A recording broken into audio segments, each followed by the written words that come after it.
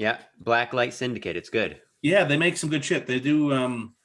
They make it was like a slushy series, but they had to change the name to like Brain Freeze or something, or now it's just called Brains, I think. Oh, Um, funny. and they Copyright? also, yeah, someone had a copyright somewhere, and they also make it's called like Chunk, and it's a series of pastry sours. So it's just like, I mean, it's just like sugar blasted sugar Right. beer. Chunk. Um, but they're good. I mean, they do a good job. Yeah. Uh, I got a special one tonight. I'm solo doming a nice one for Solo those. doming. Yeah, so for those noobs, I solo remember doming what means, dome meant in high school. I yeah, don't no, know. no, no. Solo doming just means I'm drinking a whole bomber by myself. Okay. Oh, that is a Um, big one. yeah. Holy Are you shit, sure that's you're up huge. for recording if you worked like 16 hours today or whatever the fuck you did? I mean, right now I'm at about 50 hours over the past 3 days, so 52. I mean, I think. honestly, if you're about to do this solo doming thing and you're exhausted, you're probably going to be extra interesting tonight. So Fucking, I'm up for it, guys. You guys give me energy. Plus, this. I knew today was gonna suck, so I put a. This is from Horace. They're out in Southern California. They're dope. They're really, really good. They also really like birds, so they put birds on all their shit. I recognize that name. Either you've told me about them, or you might have sent me a can of them at one point. They're known for stouts, and they do a lot of stuff with nuts and with coffee, and they're delicious. Okay. So today sucked. Today was physical inventory. So today we counted everything, like stop all operations, count everything. We had an auditor from corporate who just didn't. I mean, she was very nice, but she didn't help. She didn't show up until 10 o'clock, which was 4 hours after we started. But I had to get up at 4 so I could get on the road by 4:30 because I had to pick up the donuts and coffee, and mayhem ensued because all service jobs are understaffed because of the way things are today. So I felt terrible. Well, why don't we? Sorry, no, you finish that thought. Well, just the two ladies running the place, the Dunkin' Donuts. Like, I called last night and told them it was all coming, but they didn't have anything ready. So they had to put together like 7 dozen donuts and 4 things of coffee all at once, and only through the drive-through.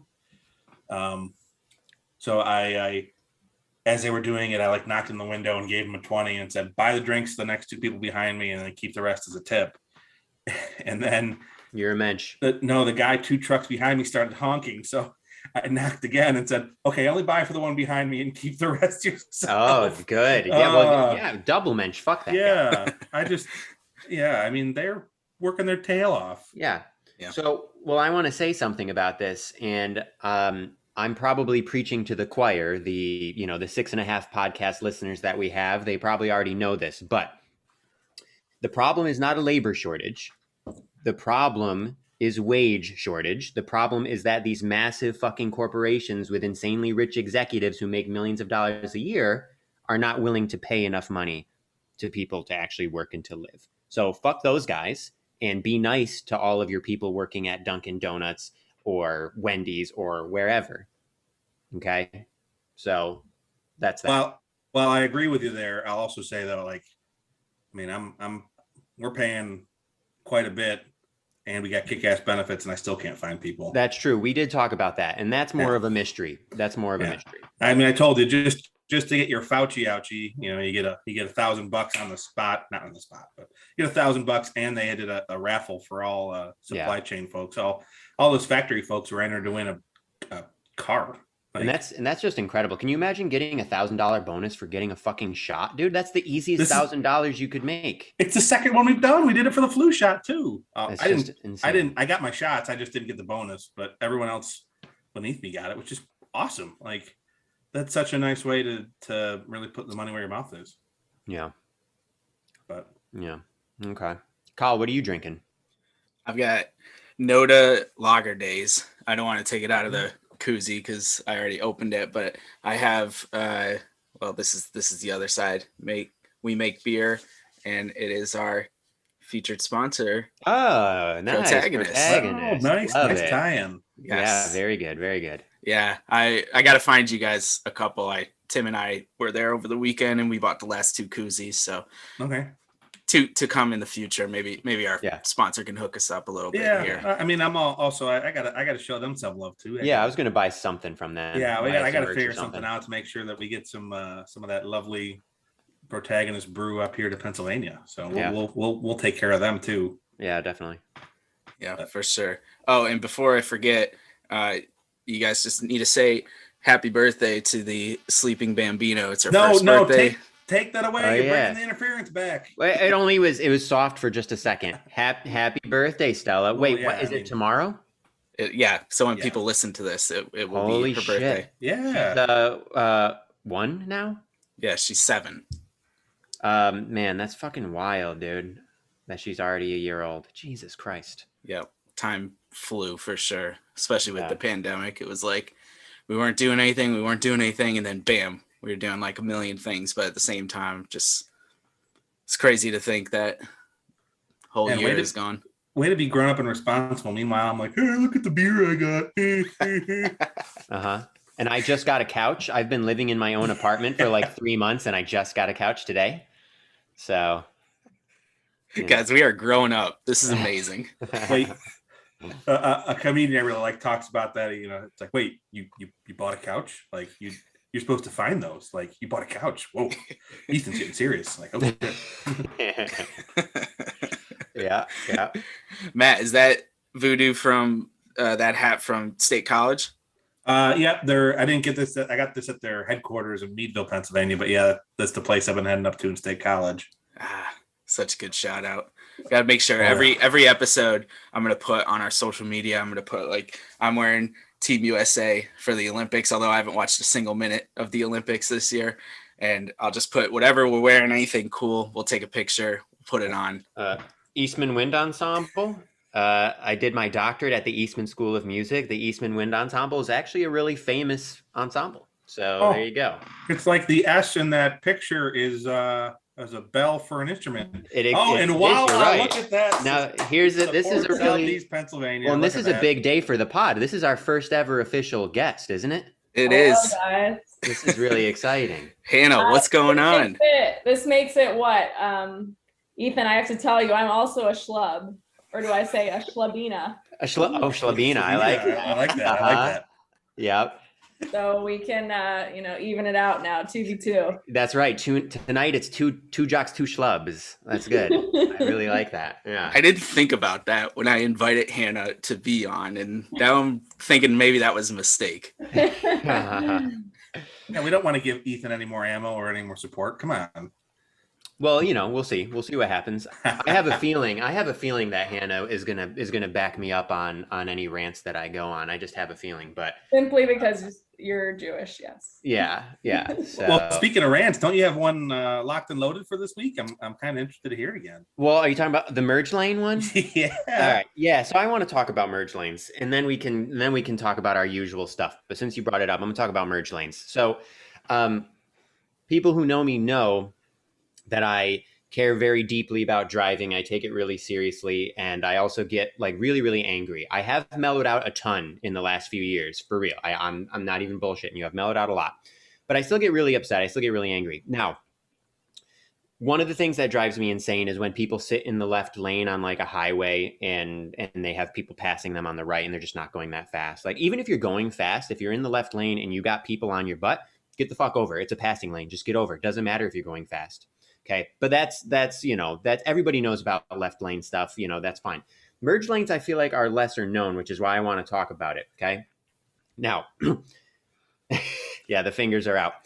So merge lanes, now this is not universal. Not every single merge lane in the world follows this rule. But as a general rule, merge lanes are designed for the specific highway that they are merging onto based on the roundabout. Okay. So what I mean by that is, if you're coming around on a really, really loopy roundabout that you have to go really, really slow on, like 20, 25 miles an hour, when you get around to the highway, the merge lane is going to be really long so as to give you time to build up enough speed to merge seamlessly onto the highway. Okay. And then the contrast of that would be if you have a really easy roundabout where you can go pretty fast, the merge lane is going to be short because you're already going 50 or 60. You're not going to need much time to get up to speed and to merge onto the highway. Now, the problem is that 99% of people approach all merge lanes the same way. And what they do is they just get into the merge lane, and as soon as they can get over into the highway, they do it. Doesn't matter how slow they're going. They might be getting onto a highway where the speed limit is 70, right? Like in Pennsylvania or some shit. It's not always 65, right? But even if it is 65, it doesn't matter. They will get over immediately when they're still going like 45 miles an hour, okay? Number one, fucking dangerous, okay? And number two, stupid and totally ruins the flow of traffic, okay? By slowing down the right lane, you're going to have people slamming on their brakes in the right lane. You're going to have people trying to cruise out of the right lane and to get into the other lanes, which is then going to fuck up the flow in those lanes.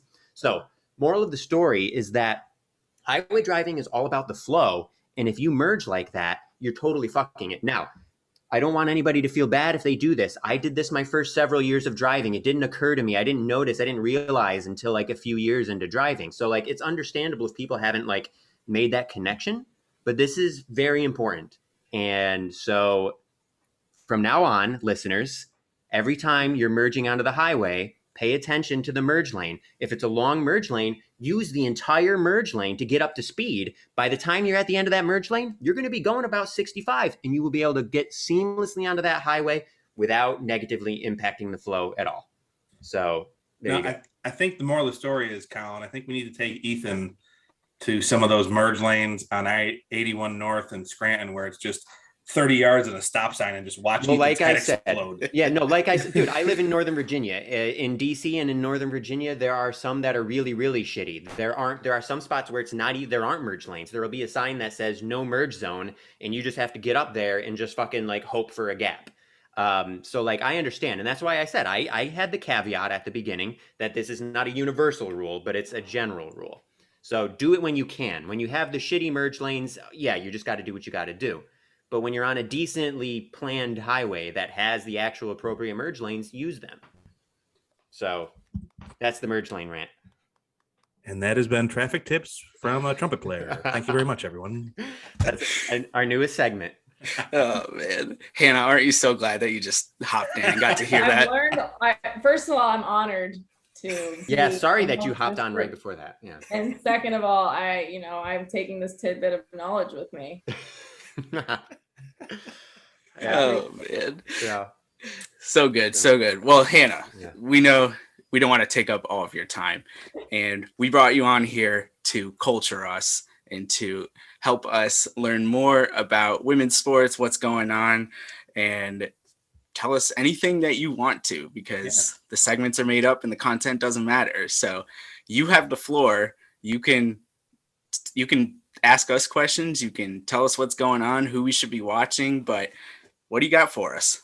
Well, I know this is like a funny pod, a lighthearted pod, and this is probably the worst week then for me to start this segment because of what's been going on. No, bring it. Yeah, bring the heavy shit. Bring it. World of women athletes. Yep. Obviously the Simone Biles conversation. U.S. women's national team hasn't been playing well.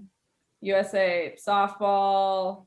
I mean, amazing that that softball's back in the Olympics. It deserves to be an Olympic sport, but they got the silver medal. They didn't avenge their defeat to Japan back when it was last in the Olympics 13 years ago.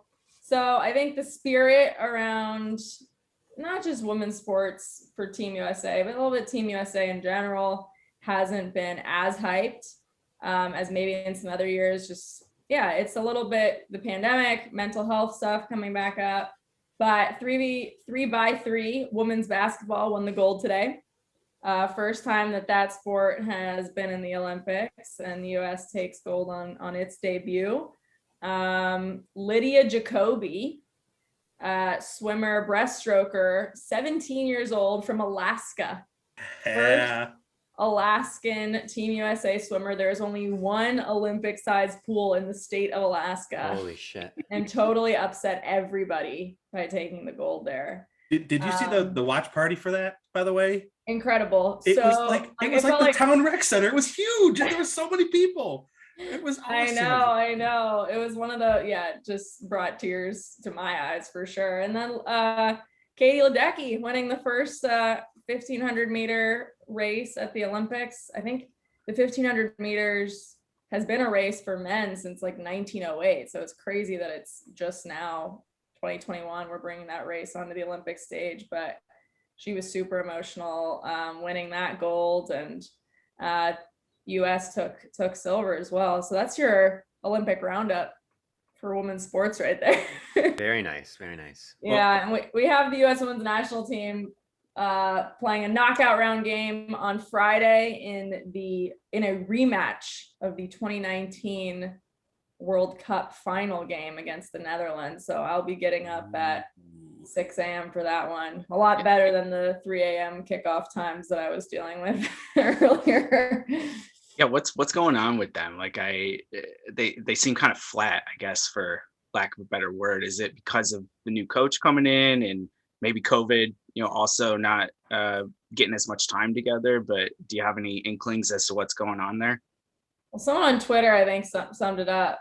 I think it was Meg Linehan from the Athletics. She was like, has anybody tried like unplugging them and plugging them back in? Like, it just like feels off. I don't know what it is. They were coming into the tournament on a 44 game win streak, the second longest winning streak in the history of the team. So it wasn't like there were these like huge red flags that anyone could see. I don't know if it's the pressure. There's this interesting like curse, I guess, that's gone on, which is no team that's won a World Cup has won the Olympics immediately after. Oh shit! I didn't know that. Yeah, that's crazy. Yeah, so they won in 2019 the World Cup, and now you think that this could potentially be the year with this strong of a team, but I don't know. They haven't been ticking, that's for sure, and they've looked leaky in defense and just a little lethargic. I mean, I woke up at 3 a.m. last week. Was it last week? Oh my God, that's the days, 2 days ago. And I just watched them like jog around for 90 minutes. And it, was helpful to go back to sleep too. But not the most exciting game. So yeah, hopefully they can pick it up. Is that so if they lose, they're done on Yeah. Friday? Yeah. We're in the knockout rounds now. So Jeez. Stakes are higher. I think the one edge they have, of course, it's a huge one, huge mental one, is they've been here before. They're definitely like the most experienced team in the tournament. I think they're like the oldest team, somewhere around 30. You have 39-year-old Carly Lloyd dragging up the average age on the team, Wow. which is wild to think about. So we'll see. What kind of run do they have to go on to get to the championship? So this is going to be the quarterfinals. So I guess it's just, was that 3 games they have to win? 3 more games, yeah. Yeah.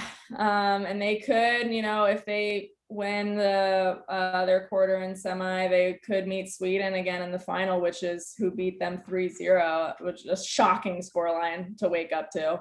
So that would be exciting if they do meet again in the final. Yeah, I mean, what's 3 wins in a row after 44 in a row? It's just a new streak, right?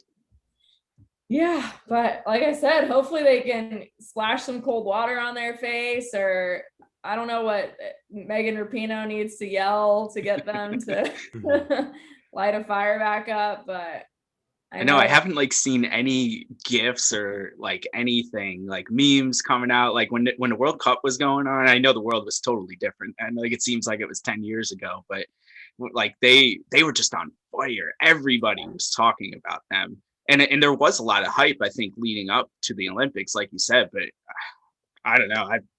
This is weird. Even for someone who it's more recent that I started following them within the last handful of years. It just really seems strange that they just fell so hard. Absolutely. And also just in the women's tournament in general, it's been a really interesting,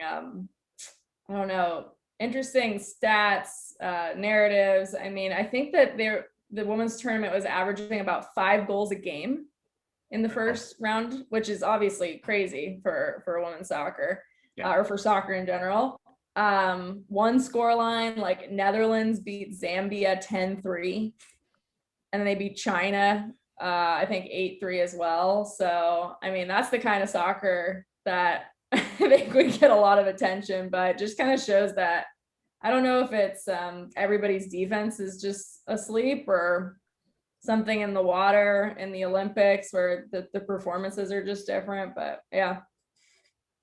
Yeah, I bet with the energy or the lack of energy that comes from the crowd too, that's probably something that we're Mm, all overlooking in terms yeah. of all of this. But Hannah, what in terms of outside of the Olympics, is there anything we should be watching? Anyone we should be watching when it comes to women's sports? People that are really putting it on fire right now. Well, the WNBA is on a break because of the Olympics. The NWSL is still playing, even though they don't have a lot of their stars because those stars are at the Olympics. How come they didn't decide to stop? Yeah, they did not decide to stop. How come though? Oh, how come? Yeah. That's a good question, Colin. You ask good questions. I'm That's just why he's curious because it professional makes one. it makes sense, like, to take Yeah. a 2-week break if your best players are going to be in the Olympics. Yeah, and they have taken breaks in the past for like the World Cup. Maybe it's like the new rights deal they have with like CBS and like different platforms that they like want to get as much out of that as possible. And I get it, like, so from like a fan and marketing perspective, maybe there's some cons in when you take a break, right? You're like, you've gotten people's interest by this consistency. They know when to tune in on Wednesdays and Saturdays. You get people excited about their team. And then maybe when you take a break over the summer, they start watching baseball, no offense, or go on vacation. Potentially you lose them. So I don't know what the people like in the front office and making those decisions, the broadcasting decisions and schedule decisions are thinking, but that could be one part of it. But certainly the Olympics is where everyone's eyes are right now. And I will be watching. Actually, it's just the men's gymnastics tonight, but Team USA women's rugby starts in about 5 minutes, and I know nothing about rugby, but the team is hilarious on social media, so I'm excited to follow along. So cool. We'll have to give them some follows on our Twitter account and get acclimated with them. Hannah is, just so everyone knows, including Matt and Ethan, This is what I was going to ask. Yeah, yeah. she's going to have her own podcast empire in the future. Like Hannah is the best when it comes to this, and she's super knowledgeable when it comes to everything sports, not just women's sports, but I knew she'd have some knowledge to bring to that conversation, diversify us a little bit. And is this part of Hannah's profession? Because you may have mentioned this, but I can't remember. Is this part of your profession, Hannah? Well, I'm in sports journalism grad school, so. Oh yeah, okay. Shit. So yeah. Hell yeah. That counts then. Yeah. I want to be in sports media somehow. Actually, Colin, I have to update you because I was telling him the other day. I applied to. I mean, soccer is like my bread and butter. I was a lifelong soccer player and everything. I applied to a position with Charlotte FC. It's the new MLS team down in Charlotte, but unfortunately, I got that rejection email today. So the hunt continues. For all the listeners out there, you can look me up on LinkedIn. Plug it. Make that plug. Come on, Yeah, we can put a fucking thingy in the little description, right? We can put some, yeah. Yep. We can do whatever we want. We can just hyperlink my resume. Yeah, that works. 100%. Do it. Yep. Send it over, Hannah. I'll get it in tonight. Oh, perfect. Well, on that wonderfully high and somewhat depressing note, I will let you guys get back to just being one schlub. So sad. Thank you for letting me intrude on the convo, and thank you particularly to Ethan for enlightening me on how to be a better driver. Truly, I mean, I can't say I'm ever like going faster than 20 miles per hour in LA anymore. It feels like when I do have a car, but okay, that's fair.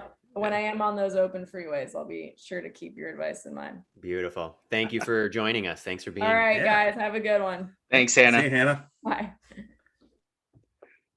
So That's good. Yeah. The first official guest on the pod. You undersold her, Colin. Come on. That was awesome. Well, I didn't want to spoil it all, and Yeah.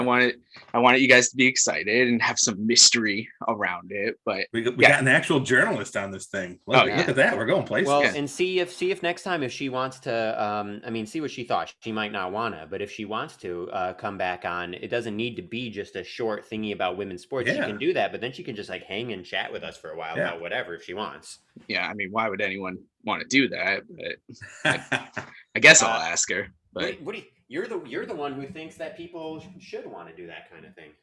well, I mean, You the think numbers we're, have like- the numbers have spoken, and I guess there is some validity to it. But What numbers? The downloads? We can't trust those. we can trust whatever we want to trust. Yeah, we make this all up. We are the masters of our domain, Ethan. Come on. I guess so. Yeah. No, but I'm glad you brought up Simone because I did want to talk about that just briefly. I mean, is it just me or is this whole, you know, to borrow an old internet meme, to put your team on your back type thing? Is that really kind of run its course? I mean, yeah, it's admirable when someone overcomes adversity and someone goes to great mental and physical feats. But I think it's just as admirable to do what Simone did, and I really hope she continues to get the support and that, you know, that she needs, and kind of this is viewed in the context that it should be, that you know, I'm going to sacrifice everything, including my body and my mind, for the team narrative. That's all well and great, and that is always a compelling sports story, but that doesn't have to be the sports story. I think what Simone did is great. And one of the things I read today that was really poignant, and we were just 7 at the time, but think back to Carrie Strug in the 97 or 96 Olympics, and think about this teenager, this girl who looks like, you know, she's, you know, what, 14, 15, 16. And she's you know, back then it's sold, she's going for the glory, and she's got a hurt ankle, but she's going to do that vault and she's going to win gold for America. Think about in that context now, like, what if she maimed herself for the rest of her life because she tried that vault on that ankle, and she, you know, had a compound fracture and could never walk again, or what, you know. I get it. It's really admirable, and it's really still compelling to watch what she did back then, because that's such an athletic feat. But that doesn't have to be the story too. You know, you hear her coaches say, "You can do this. You've got this. You have to do the vault," and it's like, no, you don't. Like, I mean, the nationalism, yay! Your Olympics, yay! Like, I'm really proud of what you did. I know, Ethan, but like, it's really compelling what you did, and it's inspiring. But that doesn't have to be it. And that's what I wanted. That's my 2 cents. I don't know if you guys want to expound on that too. Well, I do want to expound, because I agree 100%, other than nationalism, yay, but I agree 100%. I'm just in the context of the Olympics. I know, I get rah, it. rah, rah. Yeah, right. No, I understand. But no, I agree with everything you're saying 100%. And I think the one other kind of thing to keep in mind, and I think this is honestly, I think it's a really crucial point, is I read something today that I thought was really good, just talking about how essentially just basically talking about like the last year and a half, and how it has kind of been trauma on top of trauma. We I think in this country, and maybe in other countries as well, we have a tendency to think of trauma as maybe being like a very, very powerful word, and only reserved for like certain truly horrific things. But I don't know that that's necessarily true. I think that if you think about the last year and a half, you think about the political turmoil that there was. Obviously, COVID is the biggest one. You think about social unrest and social justice and racial justice, all of that, which has been, you know, kind of at a fever pitch for you know, since last summer. There was another one I was going to say. What the fuck else was I going to say? The pandemic, social justice, Political unrest. I mean, Political really, unrest. what you're saying, it's like a trauma turducken right there. Basically, I mean, that's kind of what I'm. trauma, Yeah, exactly. Yeah, like it's just been an insanely difficult year and a half, and so you take all of that into account, and then you talk about the Olympics and these people who are the best in the world at what they do. But there's an insane amount of pressure. There's no fans there. COVID is still a concern there. So it's not even like a normal Olympics. It's like an Olympics with these extra layers of stressors, of anxiety. And that's on top of everything that has been happening. And so as far as I'm concerned, any human being, no matter what you do, whether you are an Olympic gold medalist or you are just a working class person like us, just doing your job and whatever, do whatever the fuck you need for your mental health. Don't if something is gonna like wreck you or be really really bad for you or hard for you, don't fucking do it, and fuck anybody else who judges you for it. It has been a truly like when we oh, the other thing I was going to say, sorry, and then I'm going to continue. I just remembered the other pillar is climate. The climate change stuff is worse every fucking day, right? It's been disaster after disaster all over the world for weeks now, right? So all of these things together, it's brutal, dude. And when we are, the reason I thought of climate is because I was going to say, like, 40 years from now, we're going to think about this, but I don't know what the world's going to look like in 40 years. We might all be dead, but let's say 10 years from now, that we're going to look back at 2020 and 2021, and we're going to be like, holy shit, that was an insanely difficult time and really, really stressful and really upsetting and, like, yeah, traumatizing. So Simone Biles, anybody else, no matter what you do, it's understandable and it's healthy to like acknowledge that and to do what you need to do to take care of yourself. So that's my spiel on it. Kyle? I think if you remove the severities of what Ethan had just talked about and you go back to what Matt was saying about the whole notion of just like put the team on your back and fight through it, you know, that is the sports equivalent of a workaholic in the corporate world. And we all agree that that's just dumb. And I think forever, I just watched a clip with Jeter, Posada, Pettit, Tino, and Torrey. And Torrey was talking about how that team, one of the reasons that they were so successful is because they never took the time. And Jeter even said that. He's like, I should have enjoyed it more. And I didn't. And Torrey was like, they never looked at what they had done. They just wanted more. And he's like, it made my job a lot easier. But you think about those Yankee teams and they're revered and for good reason. But think about some of the people that were on those teams. Darryl Strawberry, Doc Gooden, Chad Curtis, John Wetland, Chuck Knobloch. Oh, don't say that Chad Curtis name. Don't say that name. All those people have been in jail at some point. Really? Yes, all of those people. There are probably more. And at some point, it's because of a mental health What did issue Navi that's go to going jail on. for? Tax something, I think. Tax I something. don't know. Okay. But anyway, sorry, continue. I Jim didn't know that. Leyritz, he was in jail too. Really? Yep. All of these Jesus guys, Christ. yeah, all of these guys that if you just strip away their affiliation with the Yankees, you're like, what were they putting themselves like through the ringer day after day after day and not trying to think about their mental health? Because you know they weren't thinking about that when they were playing back in the 90s, right? And so for me personally, I do think, Matt, like that whole notion it's gone. And I think for good reason. Like, I don't care if a player put his team on his back and kills himself, 10 years later, like Hideki Irabu did. To me, that's not worth it. Like, Yeah, what no are we saying about a society that we place precedent and we place ownership like on these people? We think that they owe us something because we pay a ticket to go see them play, and we don't consider that they have lives outside of what they do for their job. Well, and like in Simone's case, like she has nothing left to prove. She's the greatest gymnast in the history of the world, and it's not even close. And it's going to be that way for a long time. But they shouldn't have to prove anything. Exactly. It doesn't matter. It doesn't matter if it's Simone Biles or if it's the last guy off the bench. Like, yeah, true.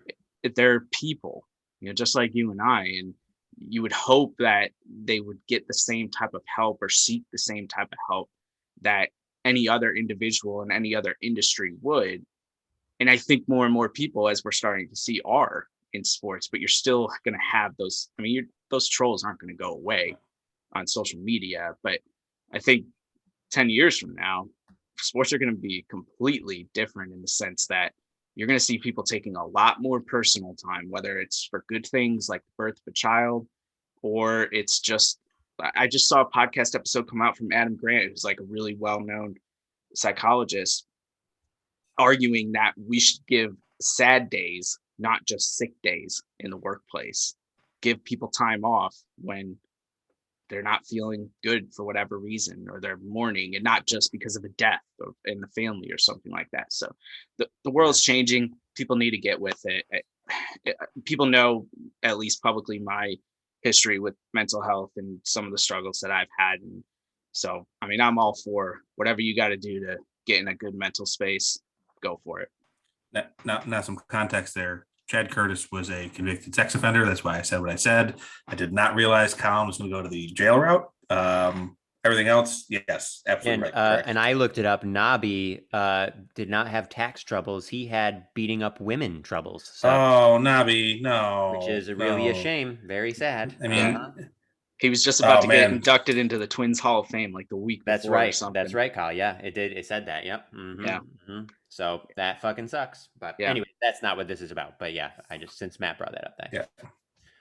But yeah. So you're saying that what you're saying is Aaron Rodgers doing nothing but hosting Jeopardy and going to Hawaii with his fiance. That's perfect, and he's going to win the Super Bowl this year because he's in the right space, and they're not going to blow it on an onside kick in the NFC Championship game. Oh man, you guys have heard me rant. Like the number of NFC Championship games I've watched the Packers lose, whether it's to your damn Giants or Russell Wilson or whoever you want to name, it's just, it eats away at my soul. Caveat note, editor's note, I am a owner of the Green Bay Packers. My views do not reference or represent those of the Green Bay Packers. Yes, I like to say that I'm an NFL owner. It means nothing, but I like to say it anyway. Okay, but you should explain that though. You own like shares, right? Because the Packers have. I spent $200 on a piece of paper that's worthless, but it says that I can vote once a year at the shareholders meeting. Yeah, you're a shareholder of the Green Bay Packers. So that but I can't resell it. It won't accrue in value. It doesn't give me any priority in ticket buying. It's not traded on any exchange. It just means that I gave them some money for their stadium expansion. Oh, and I get access to their special shareholders only team pro shop. Like, ooh, like I get to spend extra money to fund more stuff for them. Maybe some exclusive content on Instagram. Maybe there's like an OnlyFans where the players are taking very sexy pictures. Let me see you. I'm trying even to think. Zadarius Smith. Oh yeah, show me those those pecs or whatever. Yeah. Mm-hmm. Some of those dreads. He's the one with dreads, I think. The Smith brothers. I always Preston and Zadarius. I always get them mixed up. They're both great, but I always get them mixed up. We signed them at the same time. They're both awesome rush. Anyway, I won't get into it. But no, technically I could I mean, if I get enough support, I could bring motions at the annual shareholders meeting. Like I joked one year that maybe I could bring a motion that Clay Matthews had to cut his hair or something, but because I was sick of him appearing in Head and Shoulders commercials and not excelling on the field. But he was great when we had him, so I won't go down that path. But that's funny. But yeah, I think it's important, and I'm interested to see, like Colin said, how kind of sports evolve in the next 10 years. Oh, 100%. And I mean, and isn't one of the things too that the Yankees have done in the last few years, and I believe that this has been an appeal for people, for players who have signed with the team. I'm pretty sure the Yankees a few years ago developed one of the top mental health divisions, and right, isn't that a thing that the team has now? There's a mental health. The mental health and sleep. I think it's actually talked about quite a bit in Culture of Excellence, where they're. Oh yeah, Colin, that must be where I read about it. Yeah, where they're really focusing on just the team atmosphere and the looseness. And all right, we're gonna encourage people to be goofy on Instagram because that's the personality and that's the kind of clubhouse atmosphere we want to foster. Which again, maybe Goose Gossage gets his panties in a twist because the guys aren't focused enough on baseball. I'm old and I have outdated opinions. But guess what? Yeah, it's good for the team. It's good for the team. No, fuck those guys. Goose Gossage, go away. I don't care what you have to say. Go trim your mustache. It looks dumb. It looked dumb back then. Your name's Goose. I don't give a fuck. All right, now we're feeling the dome now, Matt. Yeah, the dome's coming in. This is all I got left of 22 ounces of delicious beer. And what did you eat before this, if anything? A slice of cold pizza that was left over from lunch today. Oh, so you're gonna be fucking wasted. All right, sweet. Well, I guess you have a good tolerance. I would be not wasted. fucking wasted. I'll just be moderately toasted. Okay, all right, that's not too bad. Yeah, that's not too bad. All right, sweet. So, well, Kyle, you obviously, I don't know what you have on the list for tonight for what you want to do next. I know there was some mailbag stuff. I definitely wanted to talk about. Danny had brought up some stuff that I thought was interesting that I want to talk about at some point. Yeah, and let me get this out of the way right now. Shout out to Jay Peace. He recommended a great article in The Athletic about analytics in hockey, and specifically around the expansion draft they just had, which is all about finding value in mid-level players because teams can protect certain players on their rosters. So that with the Seattle Kraken, they're going after where they can find the most value. And there's already a blueprint for it with the Las Vegas Golden Knights. With their first inaugural season, they made it all the way to the Stanley Cup. The Stanley Cup Finals, I should say. So great article. I got to look into it more. But Jay, thank you very much. Maybe I'll bring you on as a guest to talk hockey if that ever, if the sun explodes and the world ends, and maybe we talk about hockey on this podcast. I don't know. We'll see. No, just kidding. Well, Thanks, Jay. what's sad is that I had no idea that the NHL just had an expansion draft. So, but yeah, they had like Sean Kemp showed up because it was in Seattle, and I mean Sean Kemp put on weight like I put on weight since high school. So I mean he's still wonderful and great. But they had a whole litany of Seattle sports famous faces there. I think Sue Bird was there. There was another one I'm drawing a blank on. Oh, Marshawn Lynch, yeah. So beast mode. Beast mode. I'm thankful. He's actually a pretty good guy, by the way. He's supposed to be like an awesome guy. So yeah, he was talking about mental health long before it started to catch on mainstream. Yeah, he was ridiculed for it. Yeah, they crushed it. Good for him. Yeah. All right, real quick. We can do whatever you guys want to do, but let me get the ad read in. Oh yeah, do it. Protagonist. They have August 1st adoption party. So that is August 1st, this coming Sunday. It's going to be at Protagonist, obviously, here in Charlotte. This is Protagonist Brewing in Charlotte. Yes. People aren't going to know what it is just by Protagonist. Well, if they've listened to the other episodes, I mean, I'm assuming that we're starting to build a following now. Do I have to explain it every time? The 6.5 people that listen, yeah, maybe. I guess they probably do know by now. They probably know. Yeah. But so, in case we get one half of a new person, Protagonist is a brewery. Yes. And they're throwing a birthday party. They're throwing. They have adoptable dogs that will be there looking for homes. Man, this place is fucking awesome, dude. Yeah, you can get birthday treats. Just seems like it's going to be a real good time. And when Chris, my contact there, sent me this, I didn't even realize that August 1st was Sunday. So that was kind of a slap in the face. But yeah, August 1st is already on Sunday, folks. So unbelievable. Yeah, 2021 flying by. But that is our ad read for the week with Protagonist Brewing. Yeah. They got a couple, like they got beers named after people like Hank or Tina or Manny. Maybe if this goes well enough, we get a Colin beer. I don't care what Colin beer is. I'll drink that stuff every day. I just had the Danks Obama when I was there. I saw that on there. Yeah, it was great. It was an IPA. Very tasty. Barkeep, give me a Colin. Like, delicious. Like after a long day at work. I don't know. That sounds great. Hey, Ethan. If I say barkeep, give me an Ethan. Maybe it just gives him bitter beer face. You guys remember those commercials? Yeah. Like, oh no, bitter beer face. I'm trying to think give me an Ethan. What would it be? It could be like an insanely bitter, like West Coast IPA, or it could be just like a glass that's like broken and kind of full of shards and just has like somebody like spit in it. I think that could also work. But yeah. But no, they're awesome. And I'll also say, every time Protagonist comes up, you guys probably hear me in the background being like, oh man, fucking awesome, dude. That's actually scripted. They sent that to me. I'm supposed to say it. Ethan is very good at this copy. It's seamless. Exactly. Yeah, much better than me reading off. I always trip over my words and everything. But go ahead, Matt. One of these days I'll whip out the advertising voice again and try it again. But right. Yeah, not tonight. Not when I'm, 18 moderately toasted. Moderately toasted, yeah. 18 out of 22 ounces through this wonderful stout. Some nice browning, Yeah, just starting to get mushy on the inside. I mean, you can see my face looks like a cherry tomato. I was, and I'm sunburned all over the place. I was out in the yard counting piles of dirt, which I thought you were going to the famous southeastern Pennsylvania beaches.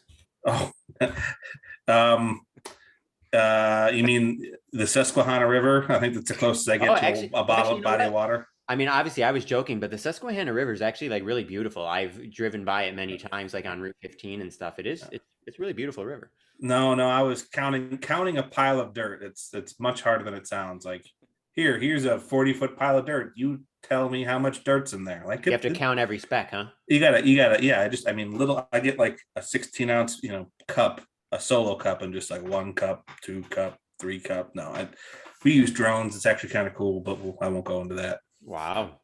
Yeah, we live in the future, dude. It's wild. I was thinking about that. I mean, and then we can go back to normal talk. But since I thought of this, technology, we take it for granted. It's everything we do with technology is a fucking miracle, dude.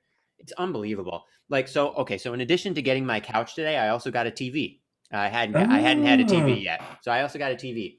And I'm sure everybody knows this, at least in our generation, right? Whether it's your own TV at home or if you're on somebody else's TV and you're logging into like your Netflix account or whatever, right?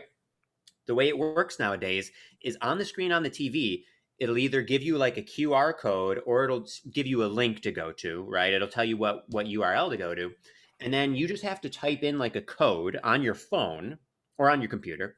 And then you log in on your phone or your computer and it will, boom, all of a sudden you're in your account on the TV.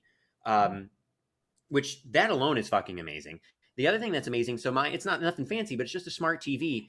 Like any streaming app, anything you want is like available. Like we literally have like the entire fucking world at our fingertips all the time. It's unbelievable. And we don't think about it. We're so used to it at this point. But like us three, we're old enough, and probably our listeners are old enough to remember that when we were kids, we had like, when we got internet, it was like dial-up internet. And when we wanted to hang out with friends, we had to call on a landline phone that was connected to the wall, and you had to press actual buttons.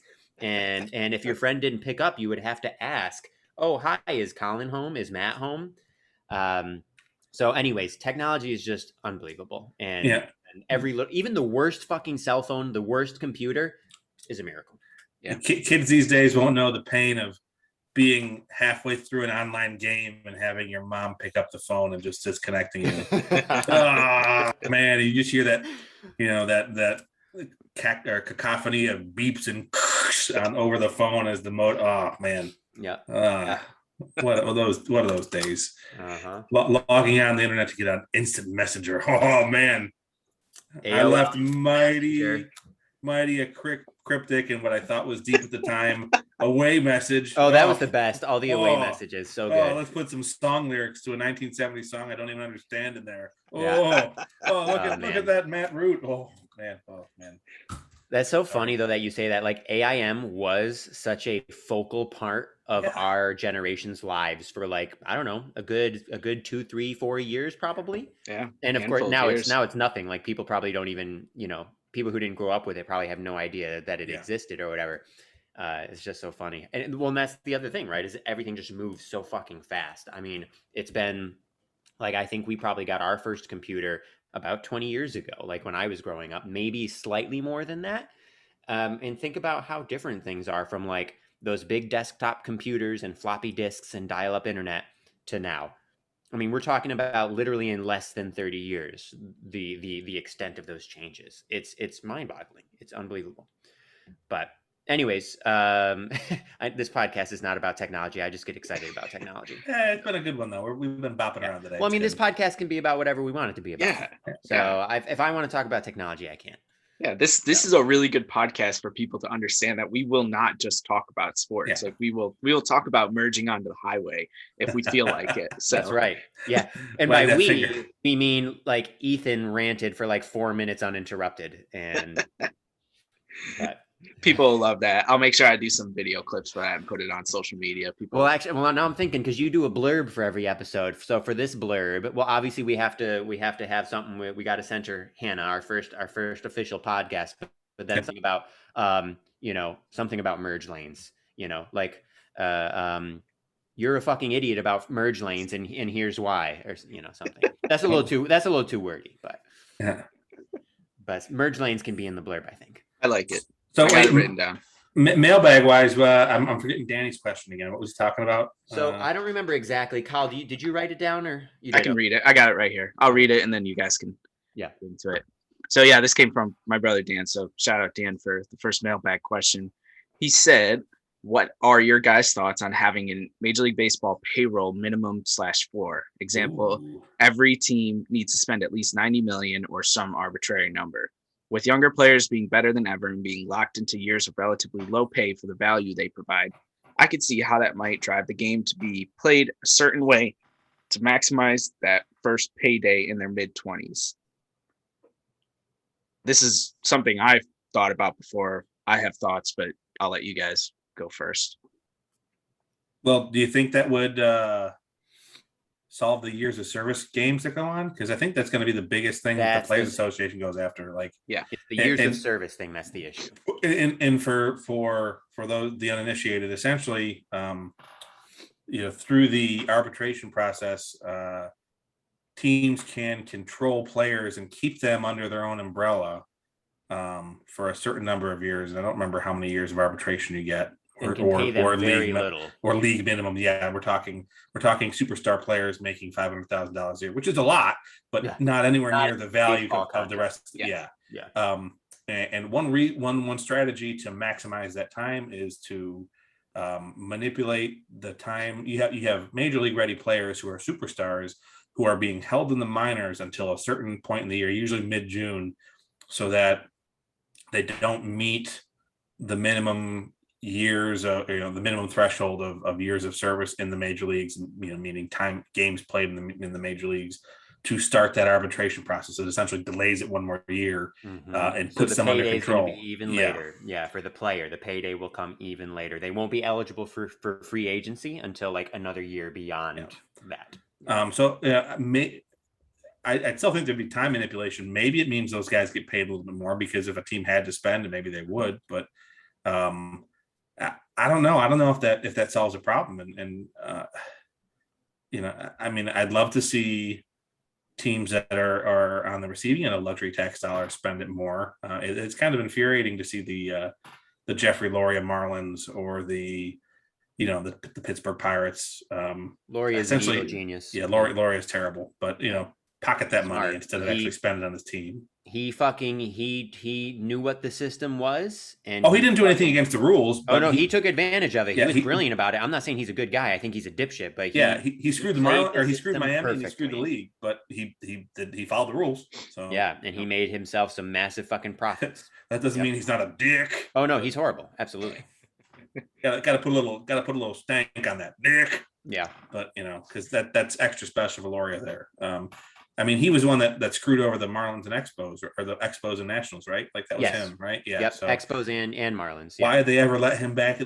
Shame on you, MLB owners, for letting him back in. But whatever. Again, he did what he needed to do. We can't really be looking to owners in sports for morality or ethics. Hey, you're speaking to a sports owner. Call back. There we go. Yeah, right. Once your net worth has reached 9 figures without decimal points, once your net worth has reached 9 figures without decimal points, then we can talk. Then you will be the type of owner I'm talking about. I know it's not already there, Ethan. Answer, because I still bag dirt for a living. So. Exactly. Yes. But no, I think everything that Matt just said is really good. Danny's idea is really interesting. I never would have thought of trying to deal with it in that way, with sort of a league minimum or a floor. Because like Matt, I think that the bigger issue is the service time manipulation. And just to give people an idea of why this is kind of coming to a head now, what used to happen is players would, these superstar players who would be amazing in their early 20s, they wouldn't be making very much money. Even after arbitration, they'd be making maybe a few $1 million a year, but nothing close to what they would be making on the open market. So they'd be under team control until the time they were like 28, 29, 30, which for those who don't know, 27, 28, 29 is like the top of your prime. After that is your baseball. decline. So you're under team control and you're not making that much money, relatively speaking, up to that point. Then you become a free agent. Then you sign some massive deal based on everything you've done up to that point where you've been incredible. But then what happens is basically for your entire 30s, you are league average at best, if not shitty. And so, like probably the best current example is Albert Pujols, Yes. who his first 10 years of his career, legit legendary. Literally, if we were going to talk about the best 10-year stretches in baseball history, he would be right up there. As a hitter, holy shit, yeah. Yeah. And he was good defensively too. First base, not that valuable a position defensively, but he was still really good at it, which is good. His 30s, since he joined the Angels, he signed his contract when he was like 30 or 31. He has been garbage. I mean, he's been about replacement level. I'd have to look at the numbers, but he has not been good.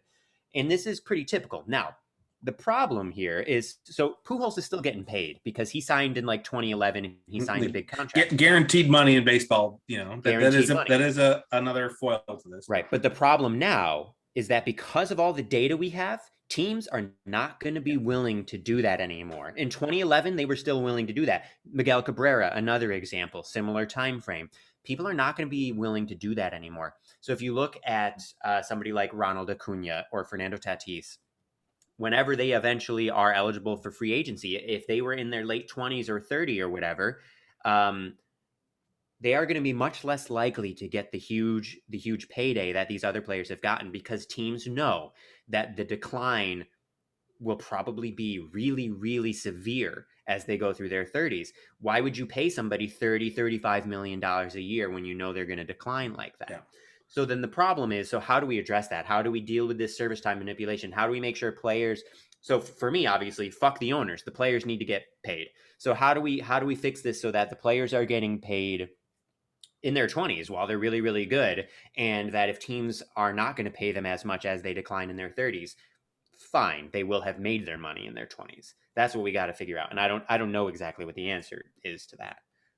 Yeah. Interesting note, just because you brought up Tatis, this is probably a good conversation for a future pod. He's already screwed with his earnings. I don't know if either of you saw this.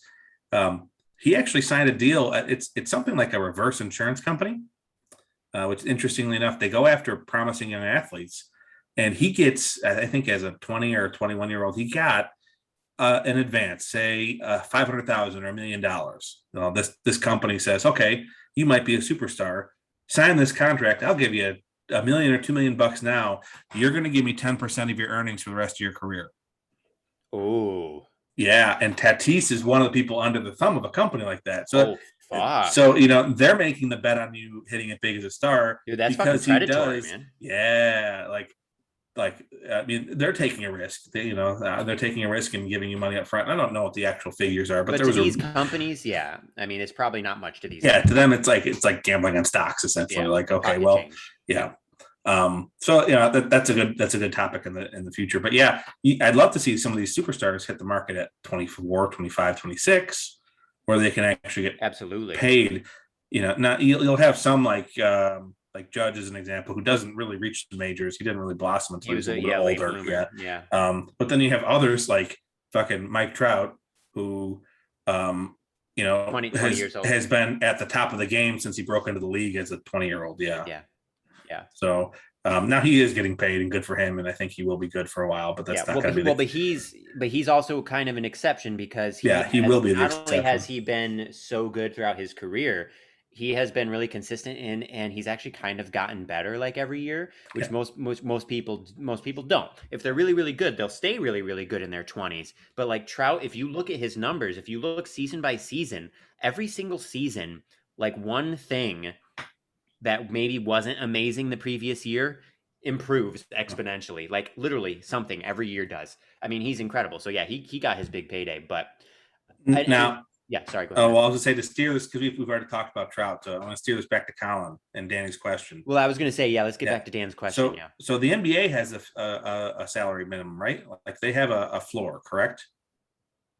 Colin, do you know this? Oh man, you're letting me down. I think they have they have a cap, but I believe they have a cap. Minimum. Yeah. Oh, but a minute. Oh, okay. Because I think that's the reason. I mean, every once in a while you hear stories about,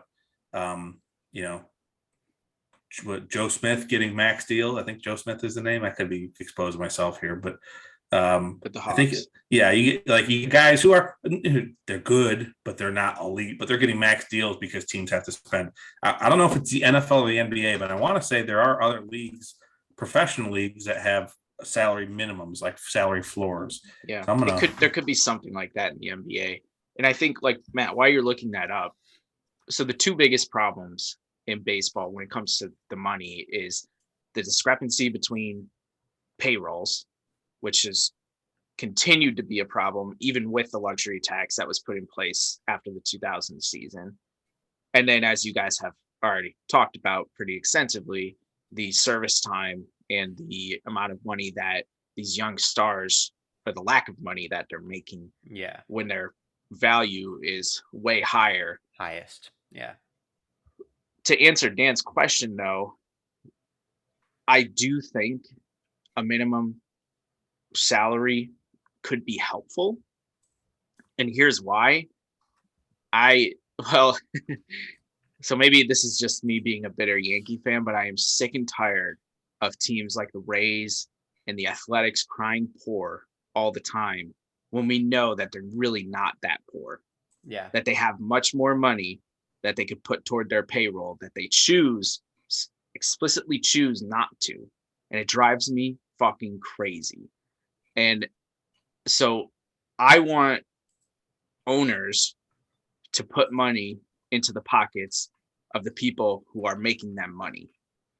And one of the ways to do that would be to institute a minimum that should raise like inflation does, in America or something like that. Like it shouldn't just be 90 million, like Dan had suggested this year, and stay 90 million for the next 20 years. Like it should go up, just like the luxury tax number has continued to rise. Yeah. And that will help. I think that'll help in some ways, because then you're going to see teams, like Matt was saying, where they need to fill in that money, and so maybe they do take a chance on a 32-year-old DJ LeMahieu and give him way more money than the Yankees gave him, because they need to get to that 90K and they were at 72 or something like that. And so it forces teams to spend money, which helps the players. And at the end of the day, I'm all for the players. I hate the owners and the way that they eat their money. I think it's terrible. Even with the Yankees, I mean, people complain about the Yankees, but they obviously hold on to a lot of money. They make a lot more money than what they put into their payroll, even though they're putting in either one of the top 3 payrolls every single year. They're still eating a lot of. They're not so eating it, but they're keeping a lot of that money. And so I want that money to go to the players, but I also think it will help with competitive balance, because it'll make it so that I think there's a value in these veteran players that is being forgotten because we don't want to give out that money. And then you have, maybe a younger prospect who we're just hoping they're all going to be Mike Trouts, or they're all going to be Fernando Tatis Jr.'s and Ronald Acuña's and come right up and light the world on fire. But most of the time they're not going to be like that. And so it's, I think there's value in those veteran players. It's just, how do we get money back into their pockets and still keep the competitive balance and even keep the overall competitive nature of the sport rising? Because it's obviously risen over the course of the past 20, 21 years with the luxury tax, but there's still that discrepancy. It's not as bad as it was when the Yankees had $190 million payroll and the Marlins had a $20 million payroll or something like that. But there's still too many huge discrepancies like that, and there's absolutely no reason for it.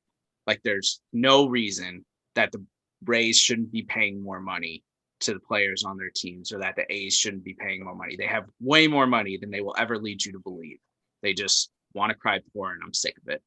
Yeah. Now the CBA, correct me if I'm wrong, is the CBA is expiring this year, right? They're going to negotiating a new one in the off season. Yes. So my hope, and I mean, I don't want a strike to happen because that can be really bad for baseball, but the players are the product. And so I hope that they fight hard to get what they deserve. And if that comes to a strike, I hope they do it, because without the players, the owners and their shareholders and whoever, they ain't got fucking jack shit. Yeah. Yep. So if you got to go on strike to get what you deserve and to get paid, then fucking do it. As far as I'm concerned, I hope that I hope they fight hard, and I hope that they don't, I hope that they don't concede, on really anything because And I they think have the power. because sorry, I didn't mean to cut you off, but No, that was it. That was it. Yeah. because the data is there now and more public and available, like we're not going to have the people crying like, "Oh my God, these millionaires want more money," like they were in 1994. Like I think you're going to see a lot more people who say what the players do if they do strike to try to get those younger players to make more money. That is something that every other person, if they were in their position, would have done. So I think they're going to have a lot more support this time around from the public, which from a Yeah. recovery standpoint will certainly help the game if they do go into a strike, which we all don't want. But if they do have a strike and they lose some of the season next year, I don't necessarily think it'll be quite as bad as what happened in 1994. Yeah, I also think there's a lot more awareness now about just in terms of society in general about the damage that ultra wealth concentrated in so few hands causes. And so I think that like owners in 1994, there probably were owners who would get some sympathy exactly because of what you're saying, like, oh, these spoiled athletes making millions of dollars or whatever. But now we know better that like these owners, their wealth is just above and beyond anything that we can fathom, and so fuck them. You know, as as Garrison says in South Park, fuck them until they're dead, basically.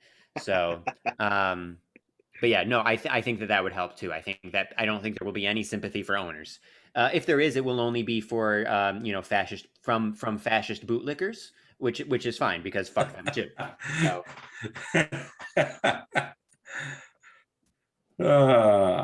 So what else did Danny say? I feel like there was something else. I mean, he and I had a little joke about Little League, but I feel like there was something else. Well, and quick note. So I have to educate myself quite a bit more on the NBA salary cap apparently, but it does look like one of the features of the cap is the salary minimum. But interesting. But okay. I also just pulled up Sport Track to look at the actual salaries across the NBA, and then I'm just like, my mind's blown. I got to figure out what these numbers mean. But okay. Yeah, the other thing to Danny's question was he thinks that there should be a 3-hour time cap for baseball. Yes, I definitely want to talk about this. Yeah, I thought this was fascinating. Yeah. So on last week's pod, was it on last week's pod? Did I talk about this? Yeah. Mhm. So our listeners, our 6.5 listeners, they all probably know. But even if they don't, I think everybody knows baseball is incredibly slow. It always has been, but it's even worse now. And so Danny and I seem to be on the same page in terms of our frustrations with it. And so, and you can clarify any of this because I can't remember exactly what Dan said, but I think he was saying having a 3-hour limit, kind of like how a soccer game would work. So like at the end of 3 hours, whoever's winning wins. Is that right? Exactly. I kind of like that, to be honest with you. I hadn't considered that as an option. I think that's cool. The only thing that still is a problem is that the actual pace of play will still be really, really slow. And so like in terms of TV, it's still going to be hard. I think we've talked about how in person baseball is super fun. Even if you're not a baseball fan, like going to a baseball game in person is really, really fun. The atmosphere, all the fans, the ballpark food, grabbing beers, everything. Like it's a super fun experience. But you still have your majority of fans are going to be watching on TV, right? And so if you're still dealing with a sport where it takes literally 30 to 45 seconds between every pitch, and I counted this week, by the way, because I had said that last week about 30 seconds between pitches. That was just my estimate, and I looked this week when I was watching one of the games. I looked at my watch in between pitches, and at least one of them was like 45 seconds, literally. Point being, the 3-hour limit I think is great. I think that helps. I think that would help because you're not going to have these like fucking marathon 4.5-hour things where it's just like nobody has time for that. Nobody can actually watch those games.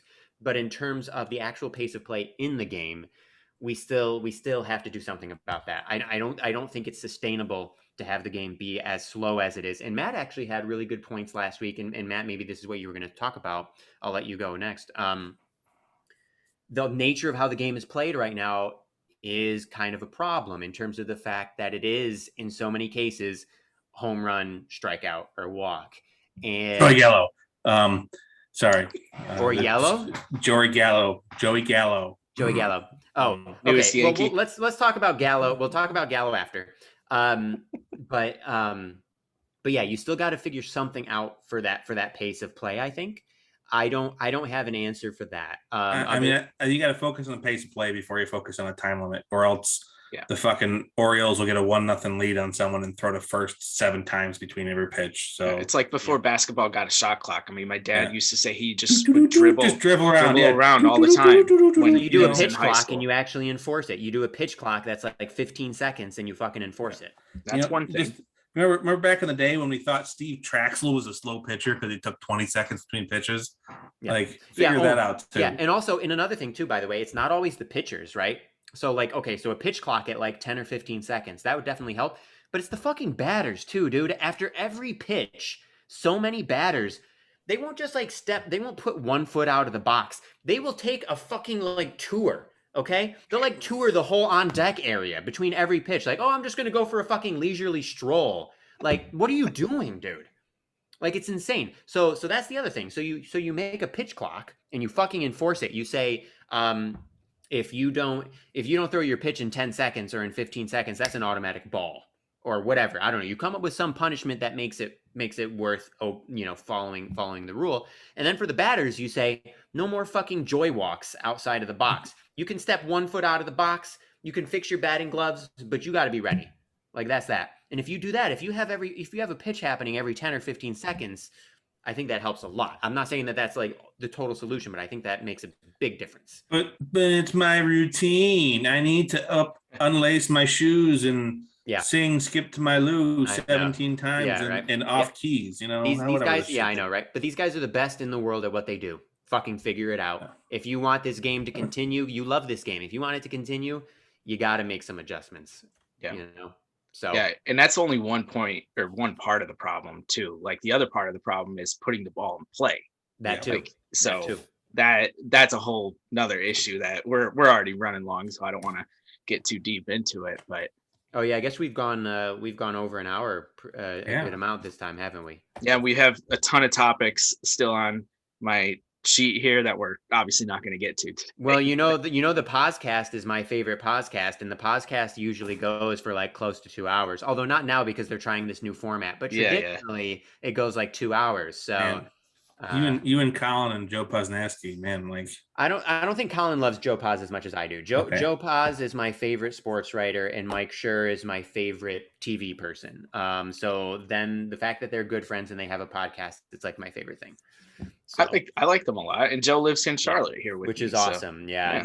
Maybe what we got to do is we got to start tweeting to him and also tweet with Protagonist and see if we can get Joe Paz to come and meet us at Protagonist. Yeah, I'll drive down there. Yes. Maybe if I beg Joe Paz and I tell him, dude, you're my favorite, I love you so much. I feel like he would be into that. First 7 beers are on me. There you go. And then I'll pay for the next 2. Yeah. So that's 9 free beers. And Colin, you buy the pizza. Done. And Colin get the pizza. So Protagonist is going to get some fucking business.